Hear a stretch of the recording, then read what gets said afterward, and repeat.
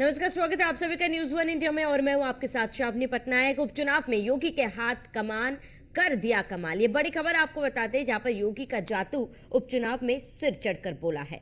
तो ये बड़ी खबर आपको बता दें, जहां सबसे लोकप्रिय मुख्यमंत्री के रूप में योगी पर मुहर लगी। उपचुनाव की कमान सीएम योगी ने अपने हाथों में ली थी और मुश्किल सीटों की जिम्मेदारी खुद ली। सीएम योगी ने उपचुनाव के पीडीए का फॉर्मूला योगी ने ध्वस्त कर दिया। काम कर गया बटेंगे तो कटेंगे का नारा, जिसका काट अब तक विपक्ष निकाल नहीं पाई। ये बड़ी खबर आपको बता दें, जहां उपचुनावों की कमान सीएम योगी ने अपने हाथों में ली थी और वो कमाल मुख्यमंत्री योगी आदित्यनाथ ने कर दिखाया। मुश्किल सीटों की जिम्मेदारी खुद ली थी और सीएम योगी ने वो कमाल कर दिखाया है। ये बड़ी खबर आपको बता दें, जहां उपचुनाव में पीडीए का फॉर्मूला योगी ने ध्वस्त कर दिया और जहां एक तरफ पीडीए का फॉर्मूला लेकर विपक्ष आके पड़ रही थी, लेकिन वही मुख्यमंत्री योगी आदित्यनाथ का एक नारा, बटेंगे तो कटेंगे का नारा, उपचुनाव से लेकर विधानसभा चुनाव, महाराष्ट्र झारखंड में इसका असर देखा गया। तो उपचुनाव में योगी के हाथ कमान और ये कमाल कर दिया, जहां पर अब उपचुनावों में अमूमन अधिक सीटों पर कमल खिलेगा। तो सबसे लोकप्रिय मुख्यमंत्री के रूप में योगी पर मुहर लग चुकी है, क्योंकि जो सबसे मुश्किल सीटें थी उपचुनाव में, उस पर मुख्यमंत्री योगी आदित्यनाथ ने तमाम सीटों की कमान खुद अपने हाथों में ली थी और उसका नतीजा आज हमें देखने को मिल रहा है। तो बटेंगे तो कटेंगे का नारा मुख्यमंत्री योगी आदित्यनाथ ने जो आंकड़ा में दिया था, उसका असर उपचुनाव में देखा गया, महाराष्ट्र में भी देखा गया। महाराष्ट्र में भी मुख्यमंत्री योगी आदित्यनाथ ने जमकर प्रचार प्रसार किया था, जिसका नतीजा कहीं ना कहीं आज देखने को मिल रहा है। हालांकि मतगणना जारी है, लेकिन सीटें अभी अगर हम सीटों की बात करें, उपचुनाव की 9 सीटों में से 6 बीजेपी के खाते में जाती हुई दिख रही है, वहीं 3 सीटें सपा के खाते में जाती हुई दिख रही है। तो योगी का जादू उपचुनाव में सिर चढ़कर बोला है, जहां विपक्षियों ने जमकर दावे किए और उस हर दावे का काट मुख्यमंत्री योगी आदित्यनाथ के पास था और जिसकी तस्वीरें, जिसकी बानगी आज इस उपचुनाव में देखने को मिल रही है। क्योंकि मुख्यमंत्री योगी आदित्यनाथ ने खुद एक एक सीट की जिम्मेदारी ली थी, एक एक सीट की कमान अपने हाथों में ली थी और खुद मैदान में उतरकर उन्होंने प्रचार प्रसार किया। इसमें आप एक चीज और कि बीजेपी के लिए कोई सीट छोटी या बड़ी नहीं होती, कोई चुनाव छोटा या बड़ा नहीं होता है। ऐसे में ये असर दिखा है, जहां बटेंगे तो कटेंगे का नारा जो एक मुख्यमंत्री योगी आदित्यनाथ ने दिया था, अब तक विपक्ष इसके काट निकाल कर नहीं ला पाई है और इसी का असर हमें उपचुनाव में देखने को मिल रहा है। तो योगी का जादू उपचुनाव में सिर चढ़कर बोल रहा है। तो सबसे लोकप्रिय मुख्यमंत्रियों के रूप में योगी पर मुहर लग चुकी है और ऐसे में चुनावी नतीजे अब धीरे धीरे निकलकर सामने आ रहे हैं, जहां तमाम सीटों पर बीजेपी अमूमन अधिक सीटों पर जीत दर्ज करते हुए नजर आ रही है। हालांकि सीसामऊ, करहल, कटहरी सीट की बात की जाए तो वहां समाजवादी पार्टी आगे है और ऐसे में कई जगहों पर जश्न की तस्वीरें भी अब धीरे धीरे सामने आने लगे हैं।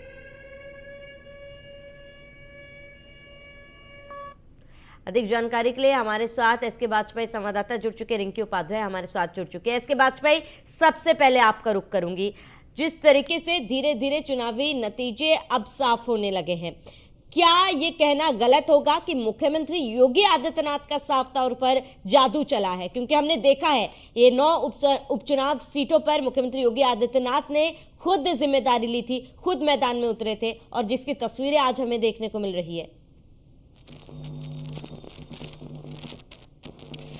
बिल्कुल निश्चित तौर पर हम देखें तो मुख्यमंत्री योगी आदित्यनाथ कट्टर हिंदूवादी के नेता माने जाते हैं और लगातार उनके बयान, उनकी जो प्रचार की शैली है वो कहीं न कहीं लोगों को पसंद आती है। यही एक वजह है कि मुख्यमंत्री योगी आदित्यनाथ की रैलियों में आने वाली भीड़ बीजेपी के लिए वोटों में तब्दील हो जाती है और इसी कारण से शायद भारतीय जनता पार्टी उनको हर प्रदेश में चुनाव प्रचार के लिए स्टार प्रचारक के तौर पर उतारती है और मुख्यमंत्री योगी आदित्यनाथ का जादू इसी तरीके से चलता हुआ दिखाई दिया। न केवल उत्तर प्रदेश में बल्कि महाराष्ट्र में बड़ी जीत की तरफ भारतीय जनता पार्टी बढ़ती हुई दिखाई दे रही है। हालांकि इंडिया गठबंधन ने बहुत सारे दावे किए, बड़े पैमाने पर दल जुटे, लेकिन बावजूद इसके जो मुख्यमंत्री योगी आदित्यनाथ और भारतीय जनता पार्टी का प्रचार रहा वो कहीं न कहीं अब काफी मजबूत दिखाई दे रहा है।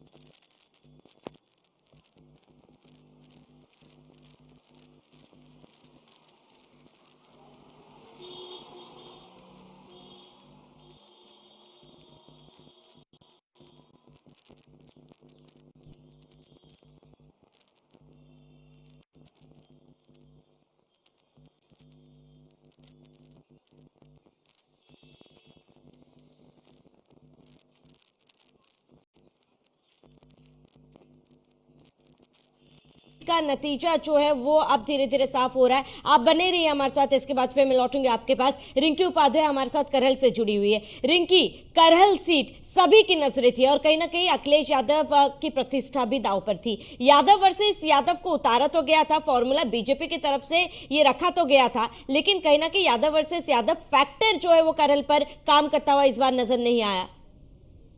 देखिए, अगर हम बात करें तो करहल सीट वाकई में हॉट सीट बनी हुई थी उत्तर प्रदेश में, जितनी भी 9 सीटें थी जहां पर विधानसभा के चुनाव हो रहे थे, उपचुनाव हो रहे थे। लेकिन अब नतीजा ये कि 17 राउंड हो चुके हैं और अभी भी समाजवादी पार्टी की जो प्रत्याशी है तेज प्रताप यादव, वो 24,000 वोटों तकरीबन आगे चल रहे हैं। यानी कि अब कह सकते हैं कि जो बीजेपी ने जितनी मेहनत की थी, जो भी उन्होंने पूरी भूमिका बनाई थी, जो भी जनता से उन्होंने गुहार की थी, तमाम वादे और दुनिया की चीजें लेके जब पहुंचे थे, योजनाएं लेके पहुंचे थे, लेकिन जनता ने ऐसा लगा कि नकारने का पूरा काम कर रही है। क्योंकि अब यहाँ पर जो मैं देख पा रही हूँ वो सिर्फ तेज प्रताप यादव का ही यहाँ पर दिखाई दे रहा है फैक्टर, क्योंकि यादव गढ़ है और समाजवादी पार्टी का ये गढ़ है, जो करहल सीट है मैनपुरी है। और यहाँ से ये अंदाजा तो लगा था सभी को कि इस बार बीजेपी की राहें आसान तो नहीं है, लेकिन राहें सपा की भी आसान नहीं थी, क्योंकि दोनों ही परिवारों के सदस्य थे वहां। वो मतलब फूफा और भतीजे की जंग थी, वहां से दामाद है और यहाँ से खुद के भतीजा उतरा हुआ है मैदान में। तो ये बीजेपी ने अच्छा खासा एक कार्ड खेला था कि यादव फैक्टर लेकर आएंगे तो हो सकता है कि हमें यहाँ से कुछ हासिल हो जाए, जीत हासिल हो जाए। क्योंकि अभी तक कोई बीजेपी यहाँ पर कोई जीत हासिल नहीं कर पाई। 2002 में सोवरन सिंह जो यादव थे वो यहाँ से जीते थे, इसके बाद जीत हासिल नहीं कर पाई बीजेपी ने।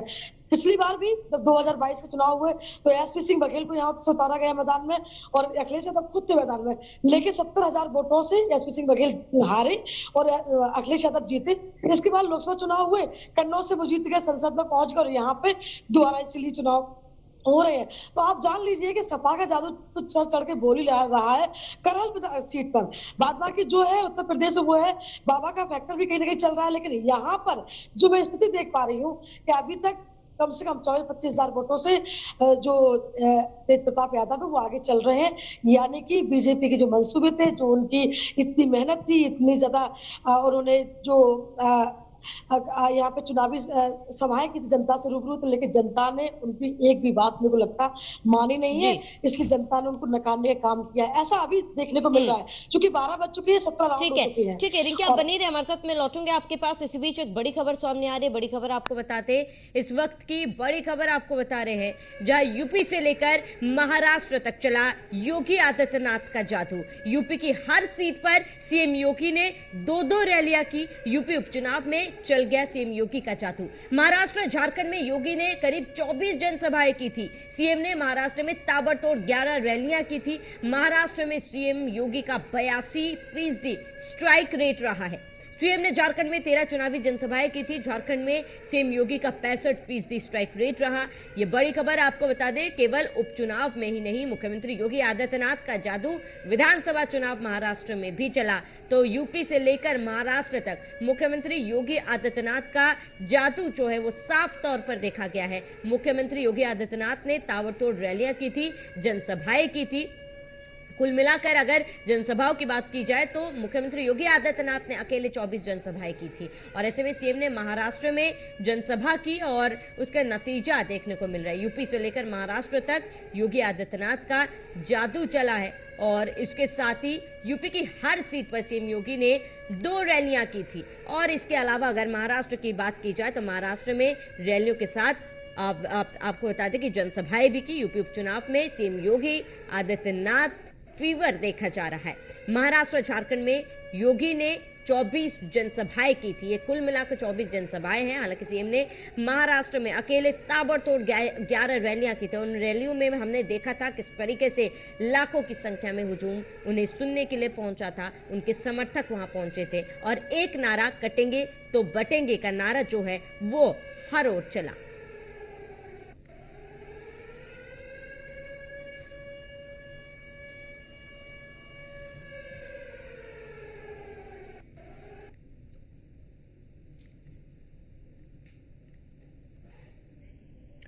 वही हमारे साथ खेमचंद शर्मा प्रवक्ता बीजेपी हमारे साथ जुड़ चुके हैं और अभिषेक बाजपेयी हमारे साथ सपा प्रवक्ता थोड़ी देर में जुड़ेंगे। निरंजन पोद्दार पॉलिटिकल एक्सपर्ट हमारे साथ जुड़ चुके हैं। निरंजन जी, सबसे पहले आपका रुख करूंगी क्योंकि अब धीरे धीरे तस्वीरें साफ होने लगी है। उपचुनाव से लेकर महाराष्ट्र की बात करें और झारखंड की बात करें, कहीं ना कहीं बीजेपी का जादू और खास तौर पर मुख्यमंत्री योगी आदित्यनाथ का जादू जो है साफ देखा जा रहा है। आप कैसे देख रहे हैं नतीजों को?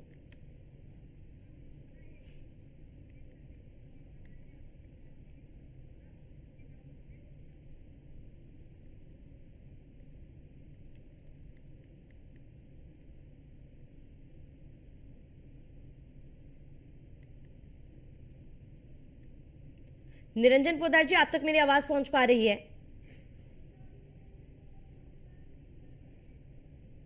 ठीक है, हम लौटेंगे आपके पास। हमारे साथ तमजीद अहमद कांग्रेस प्रवक्ता हमारे साथ जुड़ चुके हैं। तमजीद अहमद जी, चुनावी नतीजों को आप कैसे देख रहे हैं, खासतौर पर अगर महाराष्ट्र की बात की जाए? महाराष्ट्र में भी बीजेपी की बम्पर जीत देखी जा रही है।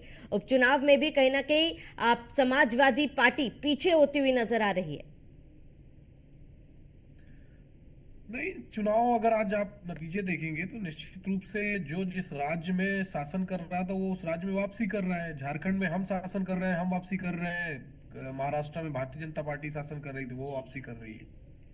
उपचुनाव के नतीजे भी कमोबेश मुझे लग रहा है कि ज्यादातर सीटें पहले भी भारतीय जनता पार्टी के पास थी और अब भी भारतीय जनता पार्टी के पास जा रही, तो मुझे लग रहा है कुछ बदला नहीं है।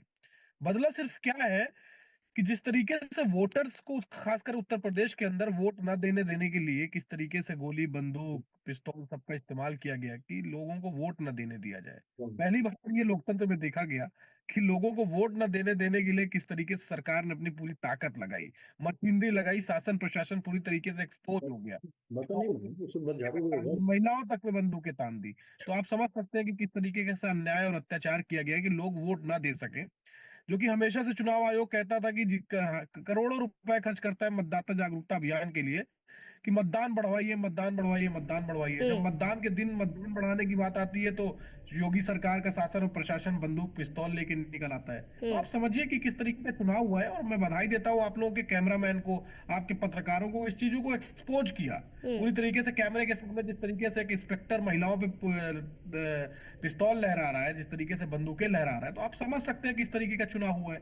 तो बहुत सारी चीजें तो कैमरे पे दिख गई और बहुत सारी चीजें कैमरे पे नहीं भी दिखी, लेकिन ये एक लब्बो लुआब कुल मिला के था इस चुनाव का उत्तर प्रदेश के अंदर कि जिस तरीके से सरकार ने लोगों को वोट देने पर रोका, ये तय किया कि कौन वोट देगा और कौन वोट नहीं देगा, ये बहुत दुर्भाग्यपूर्ण है और लोकतंत्र को कमजोर करने वाला था। जीत हार अपनी जगह, लेकिन ये चुनाव पूरी तरीके से उपचुनाव ने योगी सरकार के शासन व्यवस्था को खोल के रख दिया कि किस तरीके से शासन और प्रशासन ने ये तय किया कि कौन वोट देगा और कौन वोट नहीं देगा।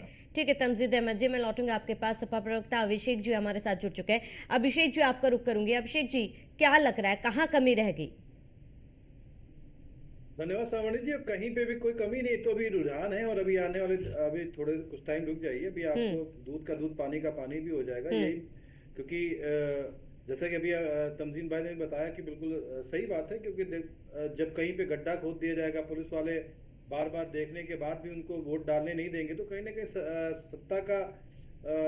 सत्ता का दुरुपयोग कैसे किया जा रहा है वह हम सब ने देखा, मीडिया कर्मियों ने देखा। और बाकी रह गई जब परिणाम की बात, जो आप कह रही कहाँ पे कमी रह गई, समाजवादी पार्टी कभी भी इन चीजों को नहीं देखती। समाजवादी हमेशा जज्बे के साथ, जनता के मुद्दों के साथ आगे बढ़ती है और हम उसी काम को अंजाम दे रहे हैं जी। और कुछ देर रुकिए, उसमें परिणाम आपको दिख जाएंगे, क्योंकि जब लोकसभा का चुनाव भी था तब भी आप लोग। अभिषेक जी मैं लौटूंगा आपके पास जल्द। इसी बीच एक बड़ी खबर सीसामऊ से सामने आ रही। सीसामऊ में नसीम सोलंकी जीत के करीब है। सपा प्रत्याशी 13,742 वोट से आगे हैं। अब बस 2 राउंड की वोटिंग बची है। सीसामऊ में समाजवादी पार्टी प्रत्याशी आगे है, 13,742 वोटों से आगे है। ये बड़ी खबर आपको इस वक्त की बता रहे हैं, जब बस 2 राउंड की वोटिंग बची हुई है और सीसामऊ में भी तस्वीरें अब साफ हो जाएंगी। ये बड़ी खबर आपको बता दें, सीसामऊ में नसीम सोलंकी जीत के करीब है और थोड़ी देर में, क्योंकि 2 राउंड की वोटिंग बाकी है और 2 राउंड की वोटिंग के बाद, माफ कीजिएगा, 2 राउंड की काउंटिंग के बाद तस्वीरें साफ हो जाएंगी। ये बड़ी खबर आपको बता रहे हैं, जहां पर अब बस 2 राउंड की वोटिंग, माफ कीजिएगा, काउंटिंग बची है।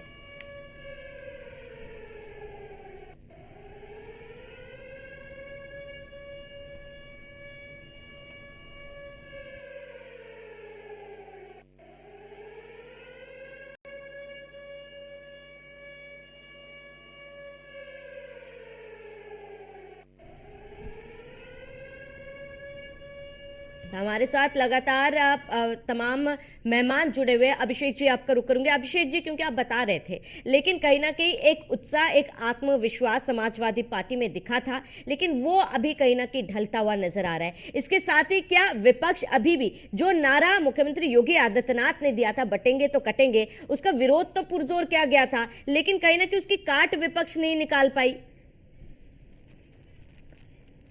श्रवणी जी, देखिए, कार्ड तो विपक्ष ने निकाल लिया, लेकिन सत्ता का दुरुपयोग कैसे किया गया हम सब ने देखा। अब जनता जनार्दन जब वोट डालने निकल रही है तो जिम्मेदारी बनती है पुलिस महकमे की उनको सुरक्षित ले जा करके वोट डलवाए। अगर वही पुलिस महकमा उनको वोट डालने ना दे तो जनता वोट देने कहां पे जाएगी? एक बात। दूसरी बात आपने कही कि जोश, देखिए, जोश हमारा हाई है, इसमें कहीं पे भी हमें कोई गुरेज नहीं है। और हम समाजवादी लोग हैं, दिलों में आग आंखों में ख्वाब रखते हैं, जन जन के मुद्दों की बात रखते हैं, तो हमारा जोश और टेम्पर हमेशा हाई रहता है और जनता के मुद्दों की हम लड़ाई लड़ते हैं और आगे ही बढ़ते रहे हैं। तो कहीं पे भी सत्ता का दुरुपयोग है, हम समाजवादी लोग कभी दबने वाले नहीं हैं। और जोश हमारा, परिणाम चाहे कुछ भी हो, हमारे हक में होंगे तब भी हम जनता के मुद्दों को आगे बढ़ाएंगे, और हक में नहीं भी होगा तब भी हम जनता के मुद्दों को आगे बढ़ाएंगे। जिसके लिए जनता ने हमें चुना है, जनता ने सेवा के लिए चुना है, तो हम सेवा कर रहे हैं। बिल्कुल अभिषेक जी, लेकिन जहां समाजवादी पार्टी अभी ये आरोप लगा रही है कि बीजेपी जो है प्रशासन की गलती, प्रशासन ने रोक लगाई, फर्जी वोटिंग हुई थी, वही बीजेपी तो यही आरोप लगा रही है ना कि बुरखे के आड़ पर भी कई फर्जी वोटिंग हुए थे। खैर, मैं लौटूंगी आपके पास अभिषेक जी। इसके बाद में आपका रुख करूंगी, इसके बाद में, क्योंकि आपने ग्राउंड से चुनाव को देखा है। ऐसे में यहाँ पर हमारे साथ कांग्रेस नेता भी जुड़े हुए, समाजवादी पार्टी के नेता भी जुड़े हुए हैं। उनका कहना है कि प्रशासन की गलती थी, बंदूक की नोक पर रोका गया था, लेकिन वाकई में जमीनी स्तर पर हकीकत क्या है, आपने क्या देखा है इसके बाद में?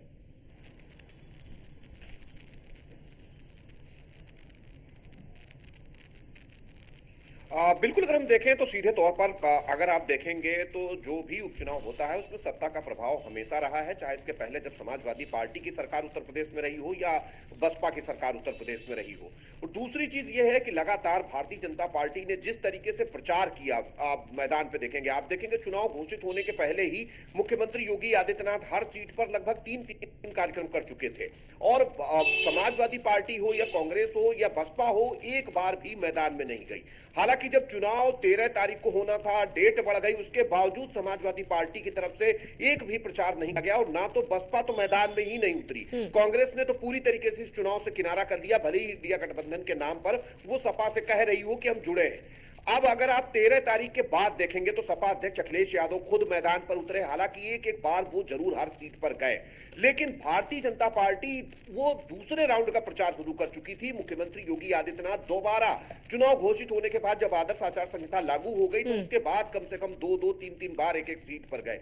सीधे तौर पर बीजेपी ने लोगों के बीच जाकर अपनी बात रखी, और शायद समाजवादी पार्टी उस हिसाब से अपनी बात लोगों तक नहीं पहुंचा पाई, क्योंकि अगर हम 2014 के परिणाम 2024 के लोकसभा परिणाम को देखेंगे तो समाजवादी पार्टी और कांग्रेस गठबंधन ने उत्तर प्रदेश में बिल्कुल, हम कहें कि ऐसी परफॉर्म की थी कि जिससे एक बड़ा मैसेज समाजवादी पार्टी के कार्यकर्ताओं के बीच गया था।